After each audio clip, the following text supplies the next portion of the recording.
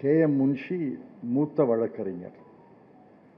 ஆனால் அவர்களையெல்லாம் அரசியல் சாசனத்தை வடிப்பதற்கு குழுவிற்கு தலைவராக நியமிக்காமல் காந்தியடிகளும் பண்டித நேருவும் அம்பேத்கர் அவர்களை தேர்ந்தெடுத்தார்கள் என்றால் காரணமில்லாமல் தேர்ந்தெடுக்க மாட்டார். அன்று டாக்டர் அம்பேத்கர் அவர்கள் காங்கிரஸ் கட்சியிலே அதிகாரபூர்வமான உறுப்பினர் கூட அல்ல. ஆனால் அம்பேத்கரை தேர்ந்தெடுத்ததால் தான் இந்த அரசியல் சாசனம் வந்தது என்று நான் பெருமைப்படுகிறேன். ஏழை எளிய மக்கள், ஒடுக்கப்பட்ட மக்கள், தலித் மக்கள், பெண்களுக்கு உரிமைகளை மற்ற நாடுகள் சுதந்திரம் பெற்று பல்லாண்டுகள் கிடைத்துத்தான் அவர்கள் போராடி வாங்கினார்கள். உதாரணமாக பெண்களுக்கு வாக்குரிமை என்பது பல ஆண்டுகளுக்கு அமெரிக்காவிலே கிடையாது, இங்கிலாந்திலே கிடையாது. ஆனால் முதல் நாளே, குடியரசு பிறந்த நாளே அனைத்து மக்களுக்கும் உரிமை, அனைத்து மக்களுக்கும் உரிமைகள் என்று அரசியல் சாசனத்திலே எழுதியது அண்ணல் டாக்டர் அம்பேத்கர் அவர்கள் என்பதை மறந்துவிடக்கூடாது.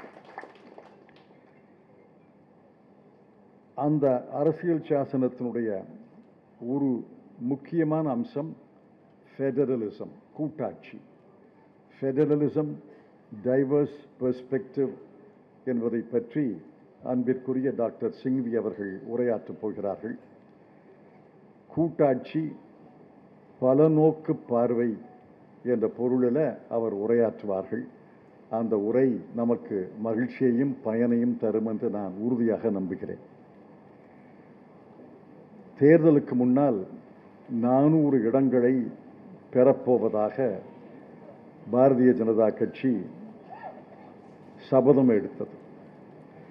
அந்த சபதம் மட்டும் நிறைவேறியிருந்தால் 400 இடங்களை நாடாளுமன்ற மக்களவையிலே பாரதிய ஜனதா கட்சி கிடைத்திருந்தால், மக்கள் கொடுத்திருந்தால், அரசியல் சாசனத்தை தகர்த்தெறிந்திருப்பார்கள். எப்படி என்று ஆக்கிரமிப்பு என்ற பெயரிலே புல்டோசர்களை வைத்து வீடுகளை எல்லாம் இடிக்கிறார்களோ அதை போல ஒரே வாரத்தில் அரசியல் சாசனத்தை தகர்த்து தூக்கி எறிந்து இரண்டாவது குடியரசு, இதற்கு புதிய அரசியல் சாசனம் என்று நிச்சயமாக பாரதிய ஜனதா கட்சி செய்திருக்கும். அதில் எனக்கு ஒன்றும் சந்தேகமே கிடையாது. ஆனால் இந்திய மக்கள் 400 இடங்களை அவர்களுக்கு தரவில்லை. 3/2 பங்கு பெரும்பான்மையை கூட தரவில்லை. மக்களவையிலே அறுதி பெரும்பான்மையை கூட தரவில்லை. 272க்கு குறைவாக 240ஓடு நிறுத்திவிட்டார்கள். 240ஓடு நிறுத்திவிட்டால் மக்கள் நினைக்கலாம் அரசியல் சாசனத்தை காப்பாற்றி விட்டோம் என்று. ஆனால் திரு மோடி அவர்கள் தலைமையிலே உள்ள அரசு, RSS இயக்கத்திலே இருக்கக்கூடிய பாரதிய ஜனதா கட்சி, அவர்கள் வேறு திட்டத்தை வரையறுக்கிறார்கள். புல்டோசரை கொண்டுதானே அரசியல் சாசனத்தை தகர்க்க முடியவில்லை. உளி சுத்தியை எடுத்து கொஞ்சம் கொஞ்சமாக செதுக்கலாம், கொஞ்சம் கொஞ்சமாக உடைக்கலாம் என்றுதான் கடந்த ஓராண்டுகளிலே பல சட்டங்களை கொஞ்சம் கொஞ்சமாக அரசியல் சாசனத்தை சிதைக்கிறார்கள் என்பதை நீங்கள் புரிந்து கொண்டால் போதும். கூட்டாட்சியை எப்படி சிதைக்கிறார்கள் என்பதையெல்லாம் நான் விளக்கி சொல்ல வேண்டியதில்லை. குடியுரிமை திருத்தச் சட்டம் உளி சுத்தியை வைத்து அரசியல் சாசனத்தை சிதைப்பது. வக்ஃப் திருத்தச் சட்டம் அரசியல் சாசனத்தை உளி சுத்தி வைத்து சிதைப்பது. அதை போல பல சட்டங்கள் இப்போ வரப்போது. குடியேற்றம், இமிகிரேஷன் அண்ட் ஃபாரினர்ஸ் சட்டம் என்று நிறைவேற்றியிருக்கிறார்கள். அதுவும் அரசியல் சாசனத்தை சிதைப்பது. தனி மனிதன் உரிமைகளை சிதைப்பது, கல்வி உரிமையை சிதைப்பது. இதெல்லாம் கொஞ்சம் கொஞ்சமாக, அதாவது கண்ணுக்கு புலப்படாமல் இருக்கலாம்.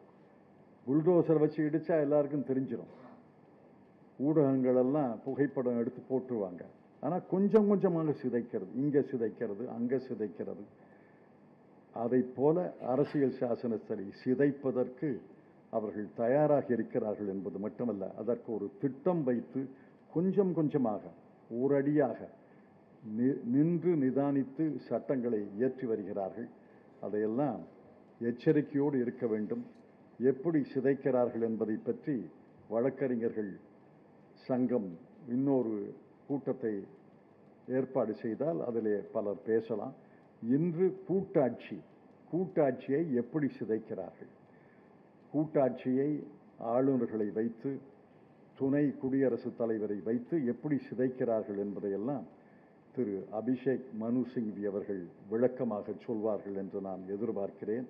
அவர்களை விளக்கமாக சொல்ல வேண்டும் என்று ஏற்றுக்கொள்கிறேன், வேண்டிக் கொள்கிறேன்.